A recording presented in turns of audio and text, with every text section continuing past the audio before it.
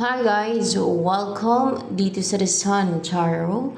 Ang reading nito ay for collective reading 1. Who can resonate sa reading nito? This is a general and a collective reading. A reading for all signs. Your energy at this time. Ang tagal. Uy! The Tower in reverse. Kung meron nandi-destroy sa'yo, hindi ka na nadi-destroy. Kung naka-experience na parang dinestroy ka, niruwen yung buhay mo or relationship mo, kung anumang area ng buhay mo, na there's ending, na mga nangyari sa buhay mo, may mga nag-end, pwedeng nag-end na relationship, or business, or kung ano man yan, na parang na-destroy talaga, na naruin, mga ganun ba. Ngayon ay makapag-umpisa ka na ng panimula, ng a new beginning, no? Makapag-umpisa ka na hindi ka na dinidestroy. Ayan. Sa akin, hindi ka na dinidestroy o hindi ka na nadidestroy ngayon. Natigil na yung pang-destroy sa'yo. Sino ang nandidestroy sa'yo? Lately dinidestroy ka? Oo, lately dinidestroy ka at evil forces yan, no? The shadow side. Meron. Lately, ngayon hindi ka na nadidestroy o hindi ka na dinidestroy. Kasi in reverse yung the tower, no? Pagod kasi ako guys, kaya parang tamlay ng bus. Napagod ako.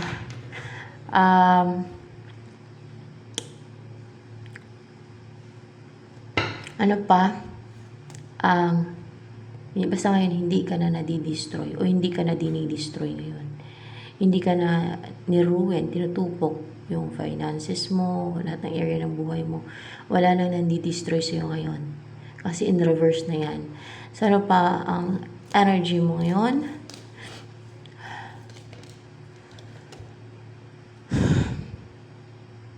Three of Cups, upright. Upright, yeah, it's upright.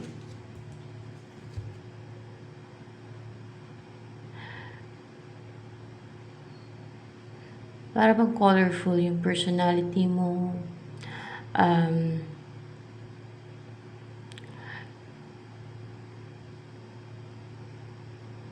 Parang napaka-friendly ng vibe mo. Ganon, with the Three of Cups. Or maybe, you're ready for a reunion with this Three of Cups. Yeah, you're ready for a reunion. You're ready for a new beginning, for a reunion. Reunion with what or who? With someone na may offer sa'yo. Or with this person. Ano to, may offer to sa'yo? So, meron siyang offer sa'yo with love. With feelings.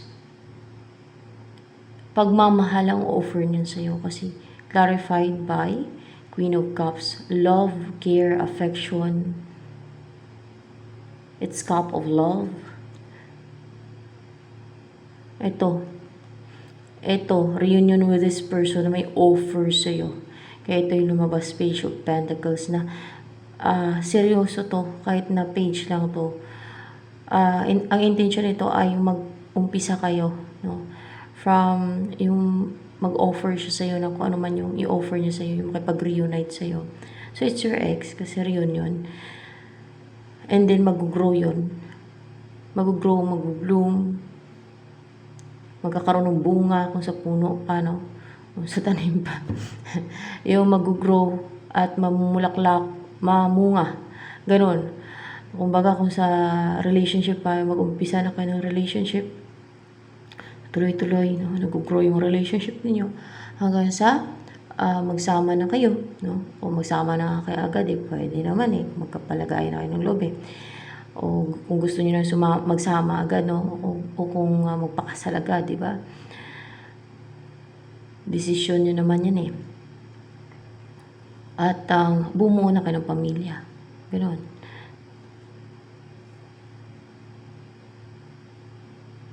Someone na attached sa'yo, in love sa'yo, pero pagmamahal niya, ang offer niya sa'yo, ang mahalin ka, ang pahalagahan ka, ang ingatan ka. Ganon.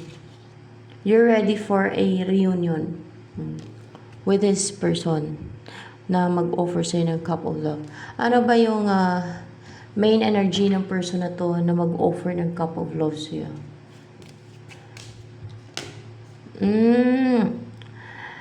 That person is divinely guided. Yung connection ninyo. That is the one for you. Yan ang meant for you. Yan ang tinadhana sa'yo. Yun ba ang term dyan? Yan ang tinadhana sa'yo. Na parang hindi mo alam ata. O hindi ka sure. Hindi ka sure.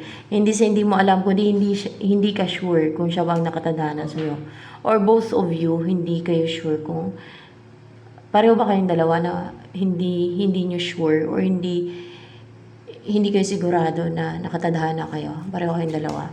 Pareho kayong dalawa na hindi kayo sigurado na nakatadhana kayo. Na you will be together. Na matagalan na relationship na yun nakatadhana na you will be together. Maybe forever na, no? As long as you are alive. Ayan.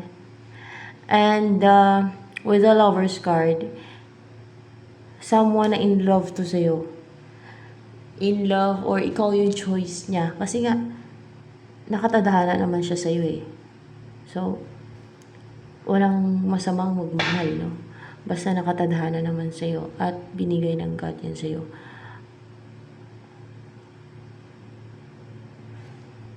Kung meant naman kayo para sa isa't isa. Masakit lang kung hindi kayo meant para sa isa't isa na minahal mo kasi maghiwalay kayo, di ba? Sayang yung pagmamahal mo, sayang in-invest mo pag maghiwalay lang kayo. Ganun. Pero ito, worth it, no? Pag mag-invest ka man, pag magmahal ka, ay you're sure na you will be together. Hindi siya sayang, no? Kasi you will end up together. You're meant to be together. Yan.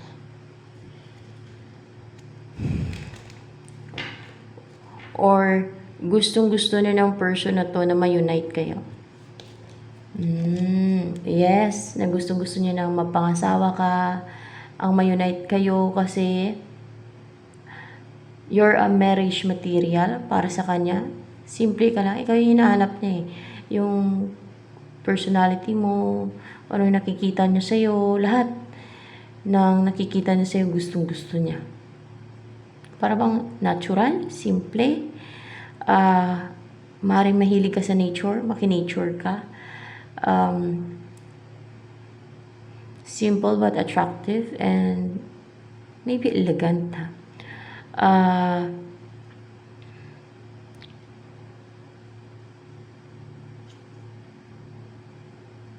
Para napaka-pleasant ng personality mo, ng looks mo.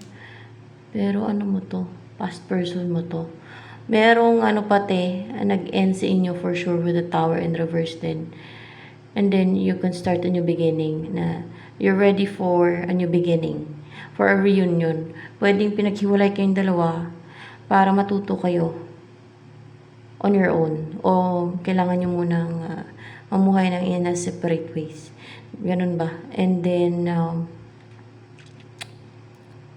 pag reunited kayo, yung magkabalikan kayo dahil meant naman kayo para sa isa't isa. Para ma-challenges lang yun. Para mas lalong pahalagahan nyo na yung isa't isa. Makita nyo na, no, yung worth, yung importance, yung halaga, yung value ng isa't isa sa inyo. Na mahal nyo talaga pala yung isa't isa. Na you are meant to be together. Na ma-feel nyo yung deep love, no? Na merong deep soul connection sa inyong dalawa. Na iba yung maramdaman ninyo compare sa kung meron kayo nakarelasyon ng iba, no? Ganun. Actually guys, pag mga ganyan na divinely guided or yan yung the one, o nakatadhana, maramdaman yung attached kayo emotionally, iba siya sa mga nakakilala ninyo. No? Ganun yun.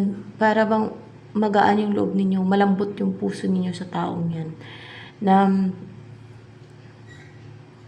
pure yung love na naramdaman ninyo sa tao na yan. Na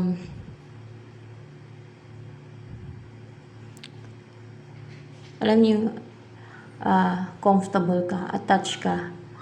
Yung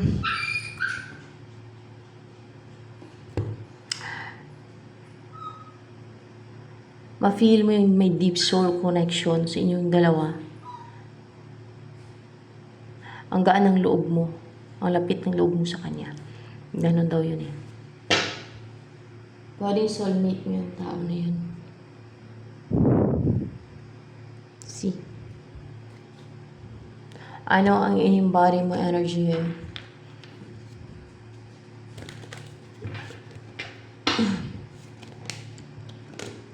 Love. Full of love. You're pure, so pure-hearted. Pure. Busilak ang puso mo. At dahil sa busilak ang puso mo, maring may mga nagbago. Pwede yung person mo, yung ibang tao na naging parte ng buhay mo, nakakilala sa'yo, na influensyan mo ng dahil busilak ang puso mo, it transformed them, it changed them into a empathetic, good person with a beautiful heart. Mga ganun ba? With a good heart.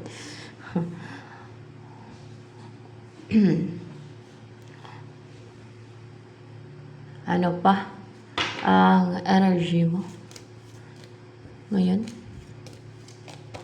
Oh. Yun talaga eh. Soft, feminine, love. You symbolize love, sensitivity. Parang napaka-sensitive ng feelings mo. Parang napaka-sensitive mo. Or you feel every inch. You feel everything. Parang napaka-sensitive ng pakiramdam mo. Napaka-sensitive. Full of love ka kasi. Oh. So soft, feminine, full of love, and emotions. Balance yung emotion mo, stable. At may puso ka talaga. May puso na naman, oh. You're so loving, no? Mapagmahal ka. Busilak ang puso mo. And that's why others respect you. Dahil sa balance yung emotion mo right now. Balance, stable, and you look powerful and strong because of that. And parang ano yun eh, parang lumalabas yung inner strength mo, or nagiging powerful yung personality mo dahil balance yung emotion mo and stable yung emotion mo. Hindi yung emotion mo kumukontrol sa'yo. You can control your emotion. No? Stable, balance.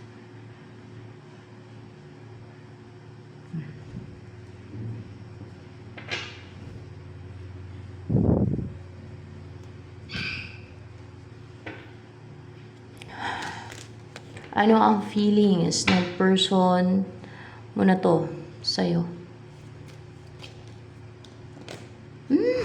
Guys, 6 of Cups. Pure love, yun ang naramdaman niya sa'yo. Yun ang feelings niya sa'yo. Pure love, na-touch sa'yo. Ang gaan ng loob nyo sa'yo. It's so comfortable. It's so comfortable. You bring comfort. Feel feeling at home. And you bring peace, comfort, and real happiness. Ganun yung naramdaman niya sa buhay niya, sa pakiramdam niya, mga ganun. And malapit o magaan ang loob niyo sa'yo, nasabi ko na, para bang feeling niya mirror ka din niya, or twin flame, pwede din with the 6 of cups, na meron talaga kayong soul connection, na there's balance also with the number 6, na napaka-harmonious ng relationship niya, love life niya. Pag ikaw yung karelasyon niya, pag ikaw yung kasama niya, parang harmonious yung environment niya, harmonious yung buhay niya. There's harmony between the two of you and balance. And alam niyo, peaceful yung isip niya, pure happiness, and feel yung contentment, and na-enjoy niya yung company. Yung talagang mai-enjoy niya yung company ninyo. Yung company mo. Yung presensya mo ba sa buhay niya, pagkasama ka niya. Kahit sa imagination niya pa lang yun. Oh. Kahit nafe-feel ka lang niya pagkasama ka niya. Pag, alam mo yung in-imagine niya na kasama ka niya. Parang, ang sarap-sarap sa pakiramdam. Ang saya niya. Parang, alam niyo yung parang mabata na walang problema. Ganun na parang, ang saya lang na naglalaro, na nag-i-enjoy, na masaya kayo together. Ganun na. At peace siya, and at home, and comfortable.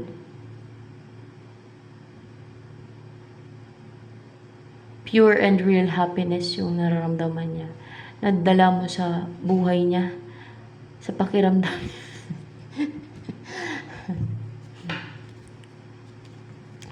Ano pa? Pure love, in short, pure love. Ang naramdaman niya sa'yo. It's pure love. It's pure love.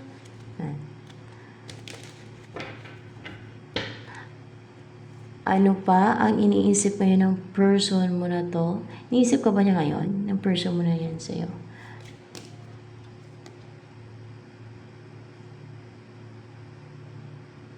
Iniisip ka ba niyan ngayon ng person mo na yan sa'yo? Mali yung tanong.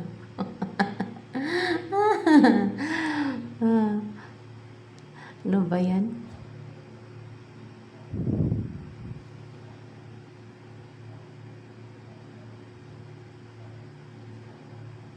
Oo. Iniisip ka niya. Pasensya na. At pagod kasi ako, kaya mali yung tanong ko. No? Kung iniisip ka ba ng person mo na yan. Ayan. Kung iniisip ka ba ng person mo na yan. So, ang sagot, oo. Ayan, oo daw.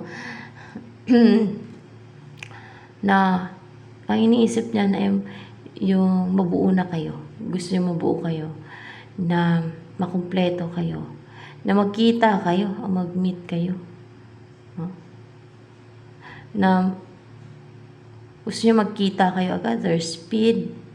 Oh. There's desire here. Makikita na, alam niyo, yung dinidesire na magkita kayo agad. Parang gusto niyo liparin. No? At naging matapang siya. Na, aggressive, no? Na makita ka. Ayan, yun. Yung iniisip niya, gusto niya talaga magkita kayo. May mata, oh. Gusto niya magkita kayo face to face. Oh. Oh. At mabuo na kayo. Oh. Para maging isa na kayo, para bang feminine and masculine. Anong tingin sa'yo ng person mo na yan sa'yo? Twin flame ka niya? Kaya gusto niya mabuo kayo, para bang feminine and masculine. Yun ang tingin niya sa'yo na twin flame ka niya. Pwedeng twin flame mo or soulmate mo yan. Message ng angels for you.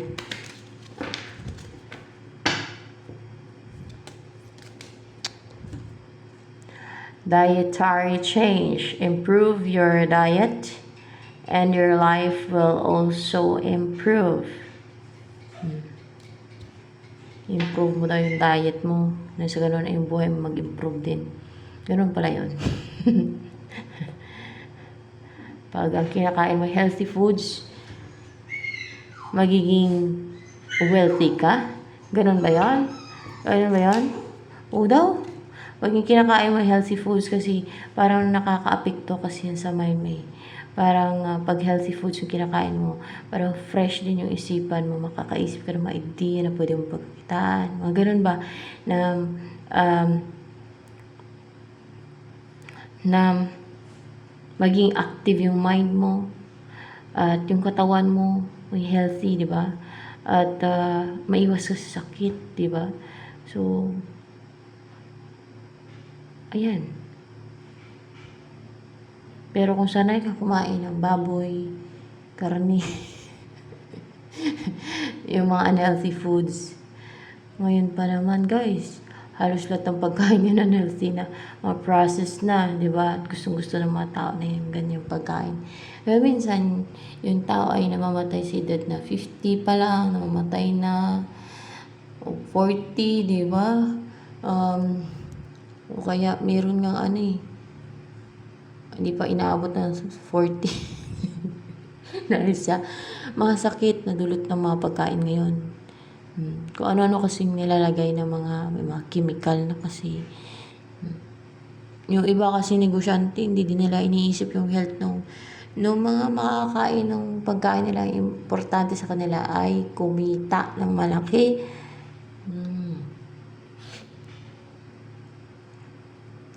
Unlike sa mga sinauna, yung mga matatanda, no? Mga sinaunang panahon, o yung mga kahit mga lolo-lola na buhay pa rin, mga ganun. Ay, umaabot ka ng 90, 100 plus pa nga eh. Yung mga lolo-lola ko dun, may umabot na 100 plus. 101, mga ganyan. Mga 98. May 110 pa ata eh. Kasi ini-insure naman nila yan. Pero hindi na talaga yung malapit na lola. Parang lola ko pa rin yun. Pero kasi unlin tsaka insure yung gatas nun. Kaya tumaga lalo talaga yung buhay nun. Malayo na din. Kamag-anak na namin yun. Pero mga 110. Maabot ng 110, 101. 110 ata guys.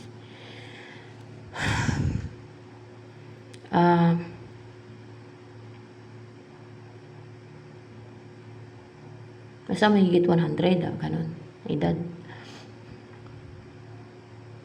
And, mayroong 4 of Pentacles.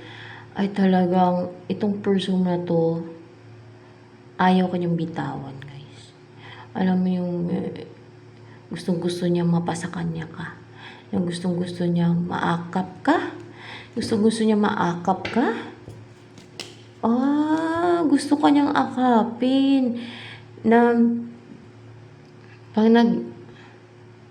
parang may offer talaga to sa'yo, and then siguro pag tinanggap mo yung offer niya sa'yo, pag nagkita na kayo, no, aakapin ka niya ng mahigpit.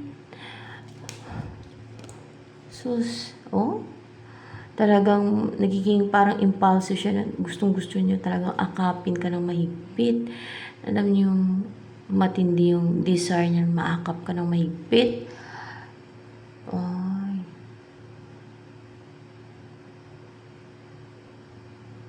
At magsama na kayo sa isang bahay.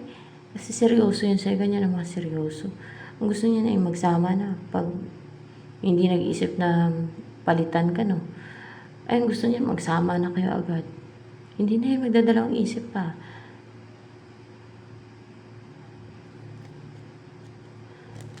Ang focus niya sa'yo lang, wala na dun sa iba. Kung mayroon man siyang option wala na dun sa iba. Ang focus niya na ay mag-build na ng family with you. Basta ganyan.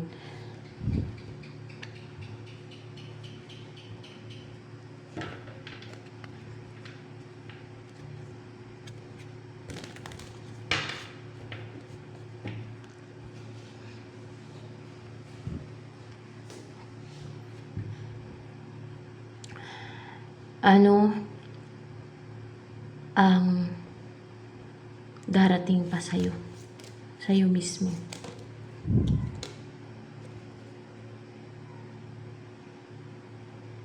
Ikaw to na maging ganyan. Maging ganyan yung energy. Oo daw. Maging ganyan. Strong. Clarified by strength. Maging napaka-strong mo. Napakalakas na parang umaapoy yung aura mo. No? Oh, balance, strong, full of vitality, no? So, fresh. Walang, alam niyo yung out lahat ng negativity. At alam niyo may inner strength ka. Solid ka. Ganon. Solid ka. At napaka-firm mo. Ganon. And, basta napakalakas ng chakras mo, napakalakas mo. Maging ganon ka.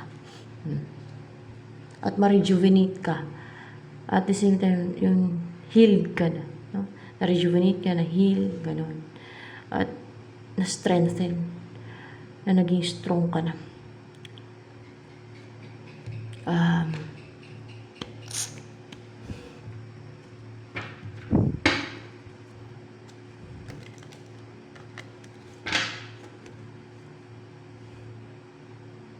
Ano ang nagustuhan sa'yo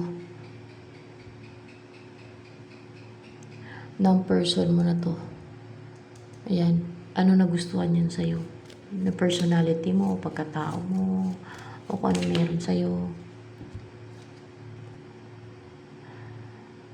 Kasi, simple ka daw. I hear, simple ka. Parang na-irritate yung tenga ko pa ngayon, guys. Kasi tinanggal ko yung black diamond ko. Wala lang, tinry ko lang. Tiniras ko ng elemento na ng tinga ko. Tinanggal ko kasi.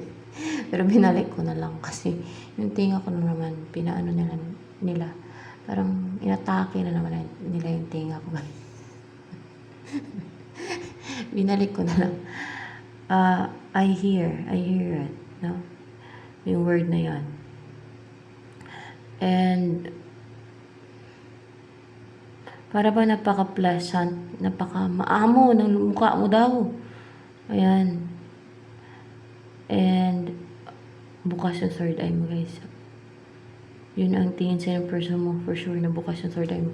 Ano tingin ng person mo sa'yo? Bukas ang third eye mo? Na-notice niya ba yan sa'yo? Na-notice niya din yan sa'yo. Na bukas ang third eye mo. At,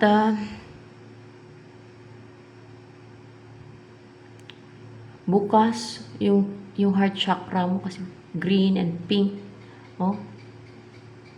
You're so loving person, generous. And parang napakabuti ng puso mo. Oh, tama siya. Ayun, oh, napakabuti ng puso mo. Parang wala kang masamang intensyon sa iba. Yan sa kapwa mo na para bang alam mo yung yung wala kang masamang intensyon. Ganon. Yun ang nakukuha ko dito ngayon sa card na to, ha. Diba, minsan iba. Yun ang nakukuha ko ngayon dito.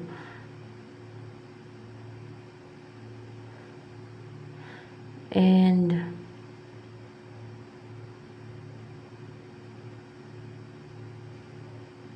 soft-hearted ka. Sumisimbolo din ng soft. I hear that word na soft-hearted. Yun ba ang nakita sa ng person na soft-hearted ka? I hear that word. Soft-hearted. Yes, na soft-hearted ka. You are soft-hearted daw. No? Kahit siguro sa mga gustong manipula sa buhay mo. O kahit sa mga taong gustong kontrolin ka, manipulahin ka, soft-hearted ka pa rin. You're not cold.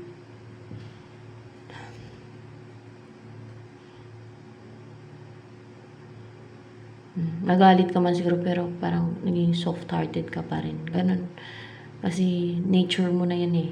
Kumbaga pagkatao mo na yan, soft-hearted ka. No? umiiral pa rin yung pagiging loving mo. Peace loving. And pagiging busilak, yung busilak ng puso mo.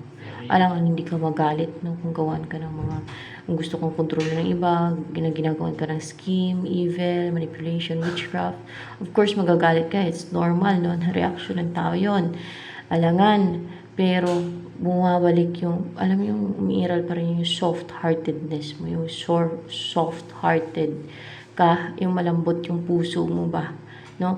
Na marunong ka maawa basta taong mga soft-hearted, no? Marunong ka maawa kahit sa kaaway.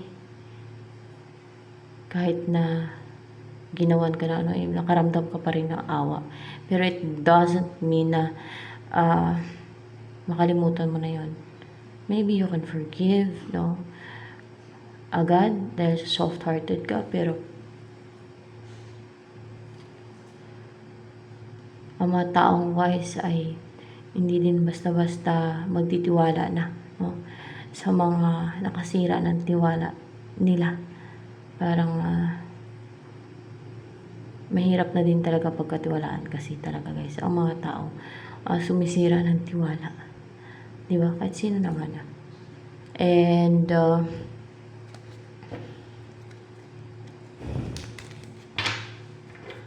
ano yung nakikita sa'yo ng person mo na yan sa pagkatao mo na kinahangaan niya sa'yo? Itong person mo, ano yung nakikita niya sa'yo na kinahangaan niya sa'yo?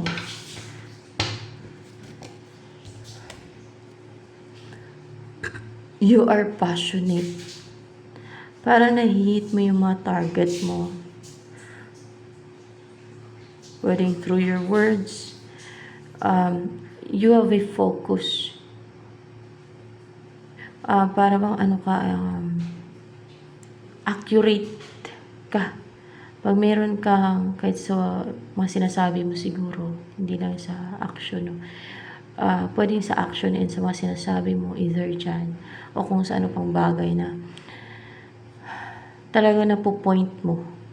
Alam niyo yun, yung nahihit mo, yung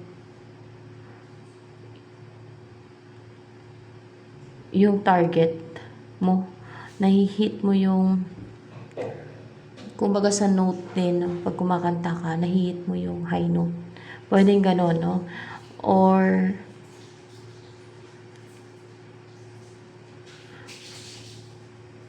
pwede nga din na sa salita sa word, o sa mga sinasabi mo, through that, ay matatamaan yung target mo. Matatamaan sila sa mga sinasabi mo na talagang bullseye, ganon. Or kung meron ka mga mission, goal, ambition, either dyan any target, kung saan man dyan na target may focus ka and you're passionate. Accurate yung ano mo, vision mo. Accurate yung, kung meron kang tina-target, accurate. Kung ano man yan, accurate siya. Hindi mo nami-miss. Hindi mo na mi-miss yung target. Accurate. Parang apoy. Parang umaapoy pati yung aura mo. Napakatapang mo. Na ibulsay. Na tirahin ng salita mo man o siguro patama mo sa mga sa iba. Pwedeng ganon, mga patama mo sa iba ba sa mga using yung mga knowledge. Kung nagtuturo ka ng mga knowledge ba, or kung may mga sinasabi ka nga na may accurate natatamaan sila, nabubulsay, nahihit, no? Ganon, nahihit. Ganon, hindi ibig sabihin nito na mang baril o mang shoot ng araw hindi sa yan, sa mga tinuturo mo, sa mga sinishare mong knowledge, Okay, kung meron ka mga sinishare na knowledge, kahit paminsan-minsan, no, tinatamaan yung mga pinapatamaan mo, yung mga tinatamaan. Ganun daw, no? And, at matapang ka na pinapatamaan yung mga pinapatamaan mo. Ayan.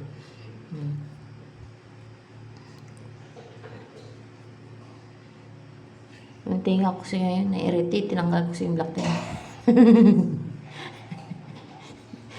Masyado talaga ako ma-experimento kasi minsan.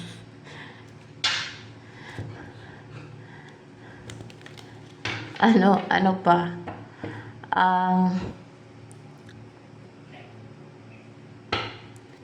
Impacto kasi ng sa tinga ko, guys. Yan ang isang pangontra sa may impacto. Black diamond. Tinanggal ko nga kasi kaya pinano naman yung tinga ko. Hinalitan na naman nila kaya na-irritate na naman to. Pero binalik ko ulit. Binalik ko naman kasi na-irritate na naman yung tinga ko eh. So,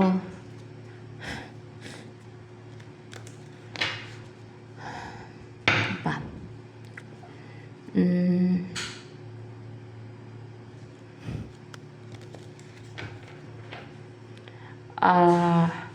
Ano yung gusto sabihin sa'yo ng person mo na to? Ayan. Yung person mo na yan. Anong gusto niya sabihin sa'yo? Temperance. What's with the temperance here?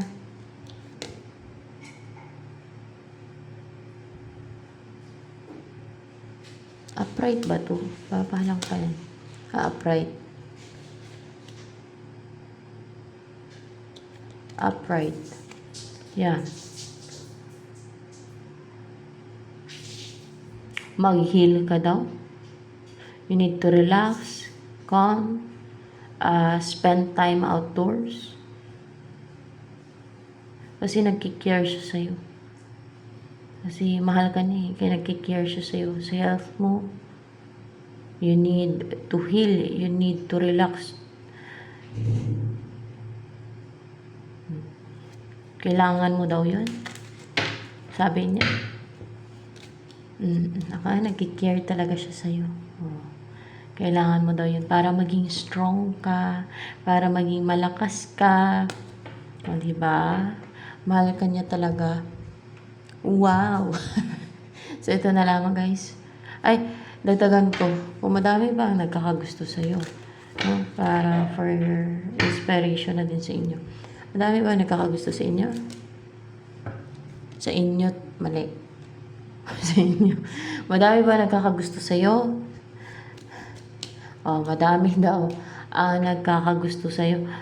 Oh my gosh, na parang gagawin ng lahat para lang makuha ka. Oh my gosh, yes. Parang gagawin ng lahat para lang makuha ka. Na ginagayuma ka. Hindi naman. Ginagawan ka ba ng witchcraft? Ibang klase ng witchcraft. Ginagawan ka ng witchcraft, siguro mga bulong-bulong, ganyan, no? Hanggang sa, yung nagkakaroon ka ng baggage. Anong klase ng witchcraft yan? Yung palipad hangin, bulong, mga ganon.